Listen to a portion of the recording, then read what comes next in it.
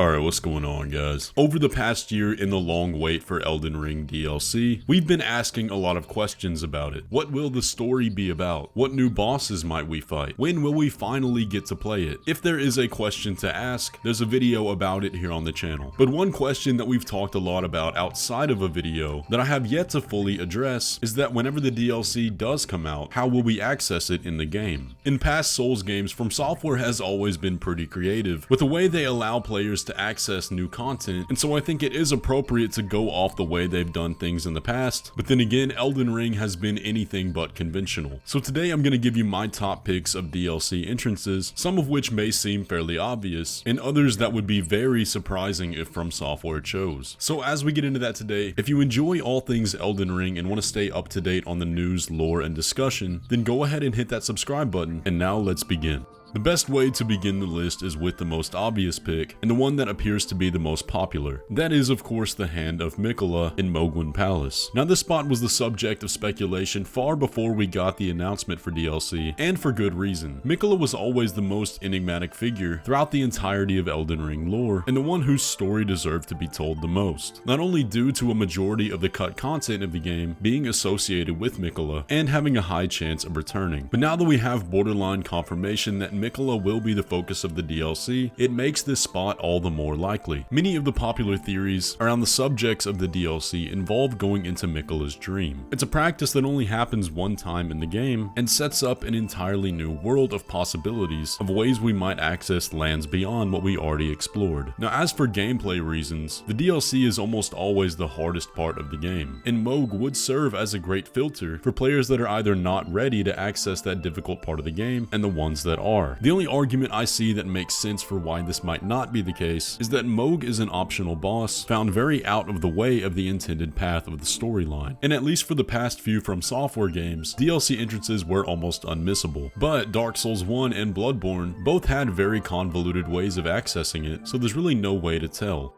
Tucked away in the hidden parts of Altus Plateau is a location that I bet the majority of players don't even know exists. Situated in a covered outcropping, accessed by a small tunnel, is an unnamed location with a small shrine to Miquella. It's very dark and hard for the player to actually make out what's there, but here we can find many small land octopi, as well as sacramental buds naturally growing, all surrounding a statue of Miquella and Malenia. Now here we can get a key item that's part of Celavis's quest, called the Amber Starlight.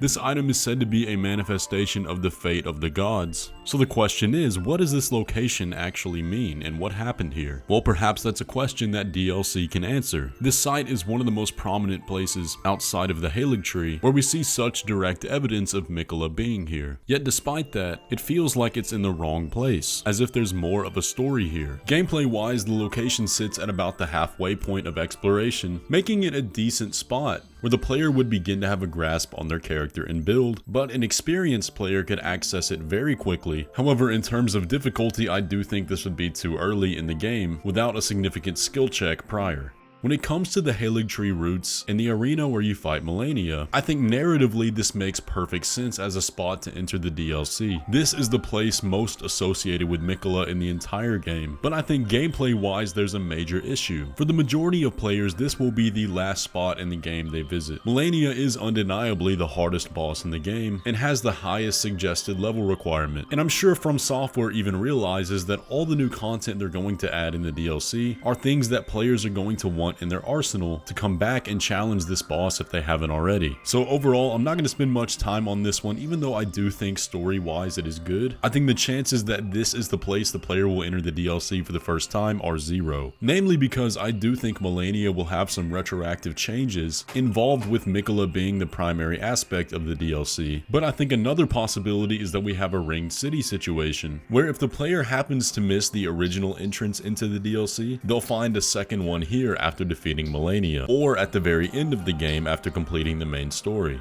I want to tie two together on this next one, and that's because I feel the exact same way about both of them, those being the Church of the Eclipse and the Prince of Death's throne. While I do think both of these locations hold incredible thematical value and contain lore that will play a major role in the DLC, but there is a major problem tied to both of them in regards to being a DLC entrance. The problem is that they already play major roles in the storyline for Miquella and Godwyn, and the locations of two major key items, one of which is tied to a specific ending, and I highly doubt the game would overwrite those locations as a DLC entrance. However, with that being said, I do think both these locations fall perfectly in the level range that a DLC entrance would require, and offer great skill checks if the player is able to pass through them in order to earn your right to access the DLC. But I can't help but feel like if the entrance were to be in either of these locations, then they would simply be oversaturated, and that doesn't quite feel right to me. But I do think there's a high likelihood that coming back to these areas after completing the DLC may have some surprises.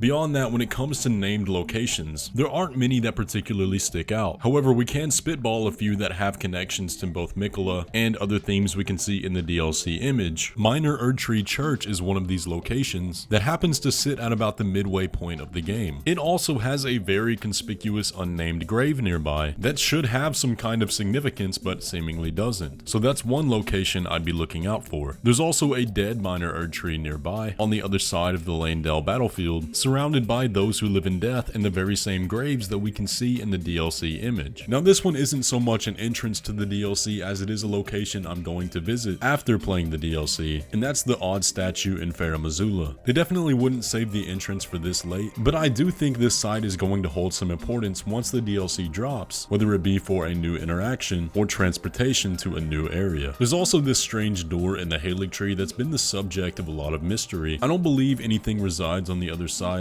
as of now, but the light there is very strange and looks oddly similar to the Baldekin's Blessing, which does tie in with the theme of those who live in death in the DLC image, so this is another place I'm going to check out whenever the DLC drops. But what I think is far more likely than any location we can currently speculate about is that areas of the map will be retroactively changed and we'll get a new location that doesn't even exist as of right now. I think the Forbidden Lands are a good candidate for that because they sit at a point in the game where the player has overcome the main introductory part of the story, defeated Morgott and gained access to the Erdtree, but hasn't yet committed the cardinal sin. That leaves a lot of story beats open to change, and also makes sense from a level scaling perspective. But those are the locations that I theorize may be the entrance to the DLC whenever that comes out, and unless FromSoftware does some kind of early showcase or releases a guide of how to access the DLC ahead of time, these are the locations I'm going to check first. Now the reality is nobody knows. Chances are all of these are wrong, and it's going to be a complete surprise, either through a convoluted puzzle like Dark Souls 1 or a simple waygate placement somewhere in the game that would honestly be a little bit of a letdown. But we'll see when the time comes. Anyways though guys, that is going to do it for the video today. If you enjoyed, be sure to leave a like on it and let me know your ideas down in the comments section below. Also subscribe if you're new around here, but with all that, I will catch you in the next one.